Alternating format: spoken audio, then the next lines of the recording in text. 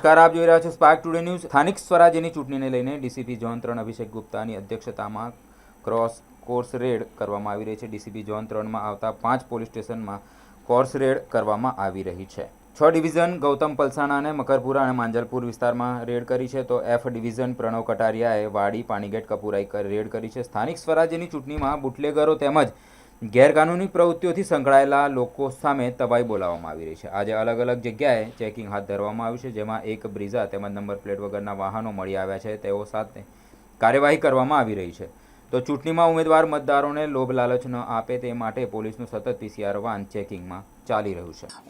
આજરોજ ઝોન 3ના ઈ ડિવિઝન અને F division police station વિસ્તારમાં ક્રોસમાં રેડ કરવામાં આવી છે, જેમાં એફ ડિવિઝન મકરપુરા માંજલપુરના સ્ટાફ દ્વારા તેમના એસીપી પ્રણવ કટારિયા સાહેબની અધ્યક્ષતામાં પાણીગેટ, વાડી અને કપુરાઈના જે એરિયાઝ છે, જેવા કે ગણેશનગર, વુડાના મકાનો વગેરે એરિયામાં કોમ્બિંગ કરવામાં આવી રહ્યું છે, વાહન ચેકિંગ કરવામાં આવી રહ્યું છે। સાથે સાથે જે લિસ્ટેડ બુટલેગર છે એમને ત્યાં રેડ પણ કરવામાં આવી રહી છે।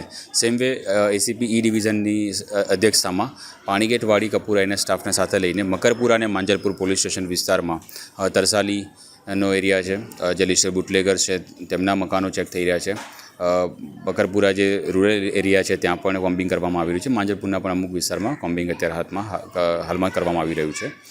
આનો મુખ્ય હેતુ જે પણ બુટલેગરની પ્રવૃત્તિ ચાલતી હોય, કોઈ પ્રોહિબિશનની પ્રવૃત્તિ ચાલતી હોય કે જુગારની પ્રવૃત્તિ ચાલતી હોય તેના પર રોક લગાવી શકાય અને રેગ્યુલર જે કોઈ કરતું હોય તો તેના પર કેસ કરી શકાય અને આવનાર જે ચૂંટણી છે એ ચૂંટણી શાંતિપૂર્ણ રીતે ન્યાયિક પ્રક્રિયા જે છે શાંતિપૂર્ણ માહોલમાં પૂર્ણ થાય તે માટે આ કાર્યવાહી કરવામાં આવી રહી છે।